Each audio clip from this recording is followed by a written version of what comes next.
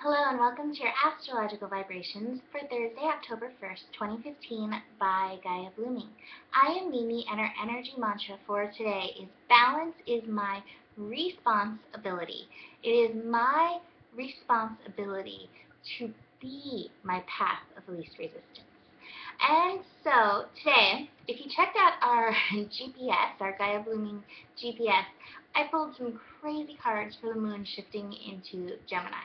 I'm going to get into that in just a second. We begin the day with the moon finishing up in Taurus, squaring Venus, which is a call to you knowing your worth. Moon in Taurus really highlights your worth.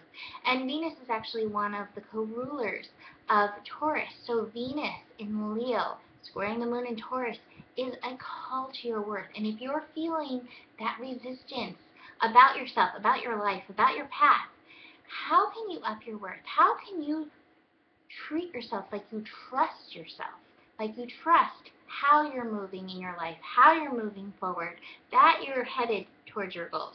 So just think about that. Find your place of valuing where you're at. Then the moon shifts into Gemini, which is going to enliven and awaken the mind. And I got to tell you, mine has been going overboard this week. I find a lot of my worth stuff comes up when I let my mind start questioning everything. Do enough people like my horoscopes? Do my friends even care? Like that kind of stuff. And it gets in my head and it throws me into a loophole. Or not a loophole. It throws me into like a downward spiral. And I don't want to feel that way. I want to feel good. But it's also, Abraham says about appreciating the contrast. So I really feel like, like how Gemini, moon in Gemini, it's the twins, it can go either way. It can go that way that we said with the GPS. If you let your mind start taking you to that place, that was the place of the Thunderbolt card, and sorrow was one of the cards, fighting was another card. There's a lot of that energy. But how I was inspired this morning, I was like, hey, universe, I need some inspiration for this horoscope. Help me.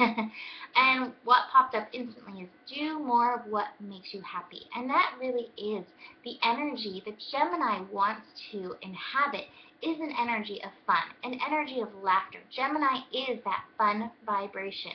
So remember that. If you start going in that spiral, oh wait, this is my responsibility. This is how I'm responding to what my mind is saying, which may or may not even be true. And if it is true, I'm not going to fix it by dwelling on it. I'm going to fix it. I'm going to shift it by doing more of what makes me happy, finding that path of least resistance to happiness. So that being said, the moon in Gemini is going to enlighten, awaken some stuff. The moon in Gemini is going to connect to Saturn and Sagittarius. Saturn and Sagittarius has reached 1 degree. So we're really starting to begin the work of Saturn and Sagittarius. And the work of Saturn and Sagittarius is to crack ourselves open, to have a broader perspective of what's going on. Saturn and Sagittarius, it even does have an optimistic air to it. The realm of Sagittarius brings that optimism, that energy. Well, things are always working out for me. There are infinite possibilities. Anything can happen. Might even happen in my favor, kind of going in that direction. So when the moon connects, again, it can go either way. Which way are you going to choose? You get to choose in this energy. The moon is also going to be squaring Mars. And so, with all of this, there's so much mutable energy. Mars is in Virgo, moon is in Gemini, Sagittarius, Saturn and Sagittarius. So the mutables are all awakened and enlivened. And you know what I love about the mutable energy, again, is that it can go either way. And I feel like the mutable path is the best path to the path of least resistance, because it's like, okay, I get to choose in any moment. How I'm going to flow. It's changeable. Mutability is changeable. So you get to change in a moment where you want to go.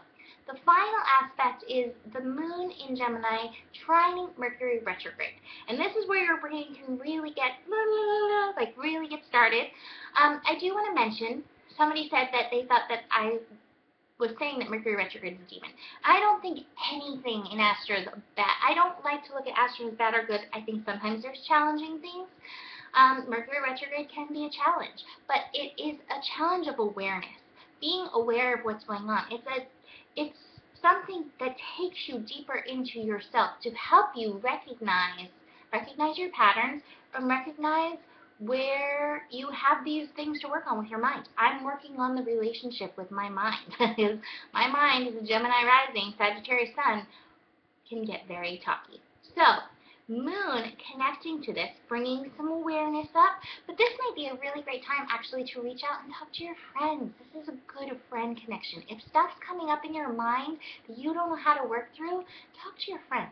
People who you trust, people who have your back, and let them help you through. Let them help you find that path of least resistance in your mind. And that is part of your responsibility, how you're showing up for you, how you're responding to the blah, blah, blah, blah.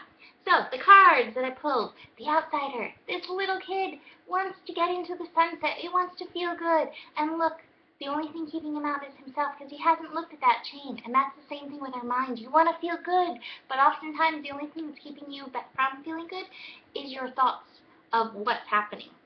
This is the card Ordinariness, and this is a card that everything is a gift. So if you get into that place with those GPS cards that I pulled, how is this a gift? How is this contrast helping you? How is it reminding you of what you really want so you can head in that direction?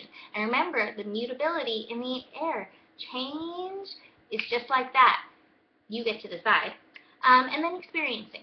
This is an experience. This is a learning lesson. You know, Gemini and Sagittarius energy together loves to teach. So take these experiences and let them help you for future instances of similar things.